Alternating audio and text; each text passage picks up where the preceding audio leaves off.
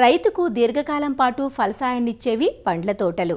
కాబట్టి నేల అనుకూలతను, నీటి నాణ్యతను దృష్టిలో ఉంచుకొని సరైన పండ్ల రకాన్ని ఎంచుకోవడంతో పాటు నాణ్యమైన అంటుమొక్కల ఎంపిక అనేది కీలకం.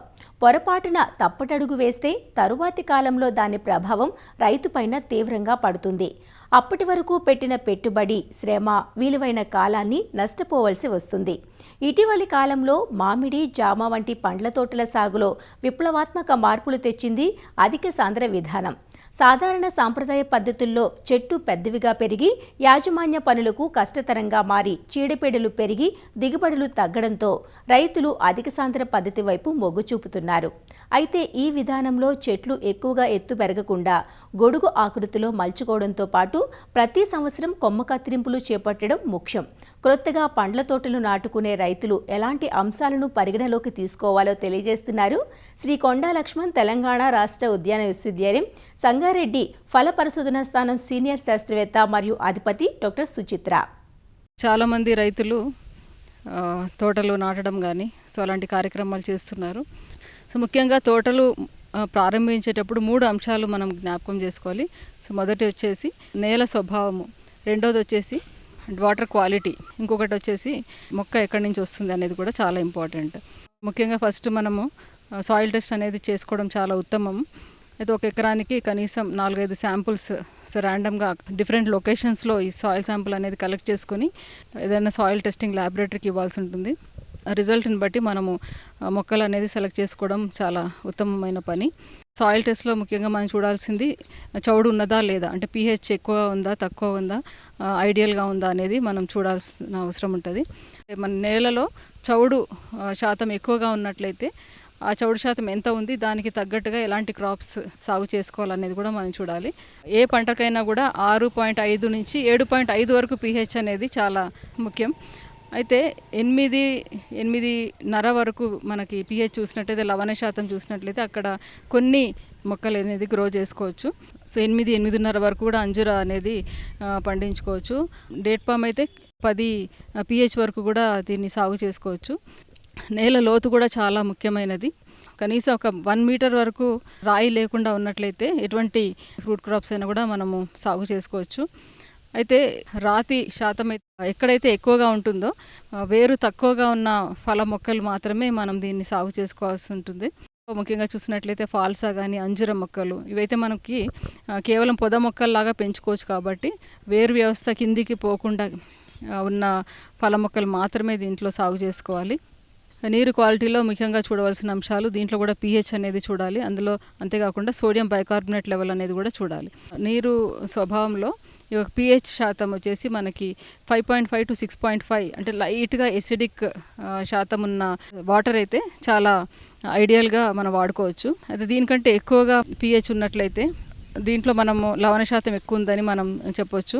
అయితే ఈసీ చూసినట్లయితే 0.75 వరకు డెసిసీమన్స్ ఐడియల్గా మనం వాడుకోవచ్చు. సో దీనికంటే ఎక్కువగా ఉన్నట్లయితే ఈ లవణ శాతం తట్టుకునే మొక్కలు ఏదైతే ఉన్నాయో, దానిమ్మ కానీ అంజూర కానీ, సో ఇలాంటి మొక్కలు మనం వేసుకోవాల్సిన అవసరం ఉంటుంది.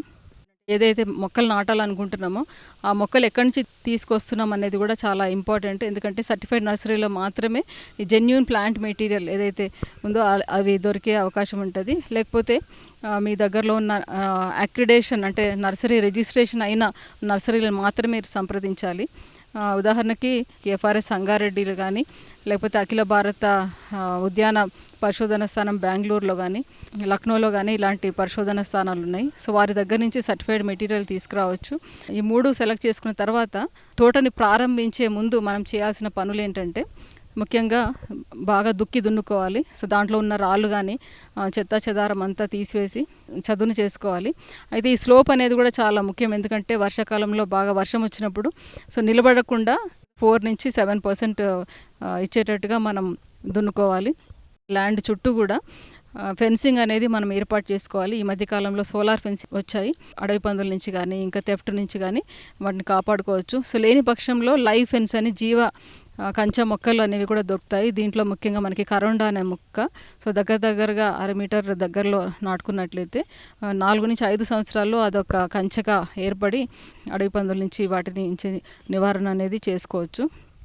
చుట్టూతో కూడా గాలి నిరోధక చెట్లు అనేది కూడా మనం నాటుకోవాలి.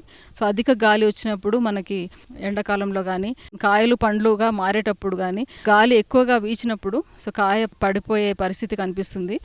గాలి నిరోధక చెట్లు మనం నాటుకున్నట్లయితే ఈ యొక్క గాలిని ఆపి ఈ యొక్క ఫ్రూట్ డ్రాప్ అనేది మనము ఫ్లవర్ డ్రాప్ అనేది మనం నివారించుకోవచ్చు.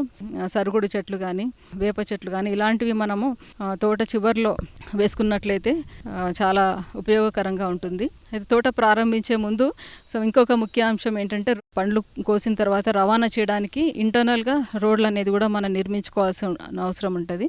ఈ రోడ్లు నిర్మించేటప్పుడు ఈ గాలి నిరోధక చెట్లకి మన పండ్ల మొక్కలకి మధ్యలో 3 మీటర్లు మనం వదిలిపెట్టినట్లయితే ఆ యొక్క వేరు కూడా దానికి కాంపిటీషన్ రాకుండా ఉంటుంది. మనం ప్లాన్ చేసుకునేటప్పుడు ఏ పండ్ల మొక్కలు నాటాలి, ఇప్పుడు మామిడి చూసుకున్నట్లయితే సో మామిడి కేవలం ఒకే రకం వెళ్ళకుండా 4-5 రకాలుగా వెళ్ళినట్లయితే ఈ పాలినైజర్ అంటే ఎక్కువగా కాయ కట్టే పరిస్థితి మనకి కనిపిస్తుంది. సో అలాగే మీ వివిధ పండ్ల మొక్కలు మీరు నాటుకున్నట్లయితే ఒకే నీటి అవసరత ఉన్న మొక్కలన్నిటి కూడా ఒక బ్లాక్ లాగా మనం పెట్టుకొని దగ్గరగా వేసుకున్నట్లయితే డ్రిప్ ఇరిగేషన్ ఫెసిలిటీ కూడా మనకు వేసుకోవడానికి ఈజీగా ఉంటుంది. తోట ప్రారంభించేటప్పుడే దానికి డ్రిప్ లైన్ ఫెసిలిటీ అనేది అవసరం ఉంటుంది. అయితే కాలువ పద్ధతిలో మనము ఇరిగేషన్ ఇవ్వాలనుకున్న రైతులు మాత్రం వాళ్ళకి అనుకూలంగా ఈ 2 చెట్లకి మధ్యలో మనము ఈ కాలువలు చేసుకున్నట్లయితే 2 చెట్లకు అటువైపు ఇటువైపు మనం నీరు పారించి తగిన సమయంలో వాటర్ ఇవ్వడానికి అవకాశం ఉంటుంది. అయితే వీటన్నిటిని కూడా ప్లాన్ చేసుకుంటూ తోటలు నాటే ముందు ఏ స్పేసింగ్లో అంటే ఇప్పుడు ప్రస్తుతం అయితే మనకు హై డెన్సిటీ ప్లాంటింగ్ అధిక సాంద్రతలో మొక్కలు నాటుతున్నాం. 5x5 మీటర్లు మామిడి అయితే, జామ అయితే 2x1 మీటరు. సో అధిక హై డెన్సిటీ ప్లాంటింగ్ అంటారు. ఈ ప్రకారంలో మనము మొక్కలు నాటుకునేటప్పుడు ఏ మొక్కకి ఎంత వేరు వ్యవస్థ ఉందో అంత సైజు గుంతలు అనేది మనం తవ్వుకోవాల్సిన అవసరం ఉంటుంది. ఏ ఫల మొక్కలైనా కూడా ఎటు చూసినా కూడా అంటే లోతు కానీ వ్యాసం కానీ చూసినట్లయితే 2 ఫీట్ల వరకు మనం గుంతలు చేసుకోవాలి. ఇది ఎండాకాలంలో చేసుకున్నట్లయితే ఉత్తమం. సో లేని పక్షంలో వర్షాకాలంలో కూడా చేసుకుని నాటుకోవచ్చు. ఆ గుంతలోని మట్టి ఏదైతే తీసామో ఆ గుంతనే మళ్ళీ సగం వరకు నింపేసి దాని తర్వాత ఈ యొక్క ఆర్గానిక్ మ్యాటర్ ఏదైతే పశువుల ఎరువు ఉందో అది మనము ఒక్కొక్క గుంతకి ఒక 20 కేజీల వరకు నింపాలి. ఈ వేరు వ్యవస్థ బాగా తొందరగా ఏర్పడాలి అంటే దీనికి ఫాస్ఫరస్ సంబంధించిన ఫర్టిలైజర్ అనేది ఇంపార్టెంట్ కాబట్టి DAP అనేది మనం 500 గ్రాములు ఒక్క గుంతకి మనం వేసుకోవాలి. మామిడి కానీ పనస కానీ ఇట్లాంటి వాటికి సర్టిఫైడ్ నర్సరీ నుంచి తీసుకొచ్చిన మొక్కల్ని ప్రతి ఒక్క గుంతకి మధ్యలో సో గ్రాఫ్టింగ్ చేసిన మొక్క గ్రాఫ్ట్ భాగం ఏదైతే యూనియన్ ఉందో సో దాన్ని ఈ గుంతకి పైగా నాటుకోవాలి. నాటిన వెంటనే దీనికి నీరు అనేది క్వాలిటీ వాటర్ అనేది మనకి ఇవ్వాలి. అయితే డ్రిప్ ఫెసిలిటీ ఉన్న వాళ్ళు స్టార్టింగ్లో ప్రతి మొక్కకి 25 లీటర్ల వరకు ప్రతిరోజు అంటే వర్షం రాని టైంలో నీరు ఇవ్వాల్సి ఉంటుంది. ఈ తోట నాటే ముందు మనము ఇంకొక ముఖ్యమైన అంశం ఏంటంటే ఈ యొక్క సాయిల్లో ఎంత ఆర్గానిక్ మ్యాటర్ ఉంది, ఎంత సేంద్రియ కర్బనం ఉంది, ఎంత సేంద్రియ పదార్థం ఉంది అనేది కూడా మనం టెస్ట్లో కనిపిస్తుంది. ఒకవేళ మీకు చౌడు ఎక్కువగా ఉన్నట్లయితే జీలుగా లాంటి పచ్చి రొట్టె ఎరువులని మీరు తోట నాటక ముందే వేసుకొని ఒక 45 రోజుల తర్వాత వాటిని కలియదున్నినట్లయితే దాంట్లో ఉన్న చౌడు శాతం అనేది తగ్గే అవకాశం ఉంటుంది. చౌడు ఉన్నా లేకపోయినా కూడా మనకి తోట ప్రారంభించకంటే ముందు ఈ యొక్క పచ్చి రొట్టె ఎరువులు జీలుగా కానీ జనుము కానీ పెసర్లు కానీ మినుములు కానీ సో ఇలాంటివి వేసుకొని పూత సమయంలో మనం కలియదున్నినట్లయితే ఒక సేంద్రియ పదార్థం అనేది సాయిల్కి అందించిన వారం అవుతాము. ఇంకా ముఖ్యమైనది ఏంటంటే ట్రైనింగ్ ప్రూనింగ్ అనేది చేయాలి. ఎందుకంటే ముఖ్యంగా మొదటి 3 సంవత్సరాల్లోనే దానికి ఒక ఆకారం అంటూ ఇవ్వాలి. మొదటి సంవత్సరంలో మొక్క ఎదిగిన తర్వాత దాన్ని 90 సెంటీమీటర్ల వరకు కత్తిరించాలి. అది నిటారుగా పెరగకుండా దాన్ని ఆపుతాము ఈ కత్తిరించడం వల్ల. దీనివల్ల మనకి 3-4 కొమ్మలు అనేది చుట్టుపక్కల ఈ కొమ్మలు అనేది కనిపిస్తాయి. అది 30 నుంచి 40 సెంటీమీటర్ల వరకు మళ్ళీ తిరిగి కత్తిరించాలి. సో దీని నుంచి మళ్ళీ కొమ్మలు అనేవి సెకండరీ కొమ్మలు వస్తాయి. 30 నుంచి 40 సెంటీమీటర్ వరకు పెరిగిన తర్వాత కత్తిరించినట్లయితే దాని తర్వాత తృతీయ కొమ్మలు అనేవి రావడం జరుగుతుంది. సో ఇలా మనము 3 సంవత్సరాలు చేసినట్లయితే ఒక గొడుగు ఆకారం ఇవ్వగలుగుతాం ఒక మొక్కకి. ఈ ఆకారం వల్ల సూర్యరశ్మి అనేది సో లోపలికి ప్రసరణ జరిగి లోపల కూడా పూత రావడము, చీడపీడలు అనేది కూడా చాలా తగ్గించుకోవచ్చు.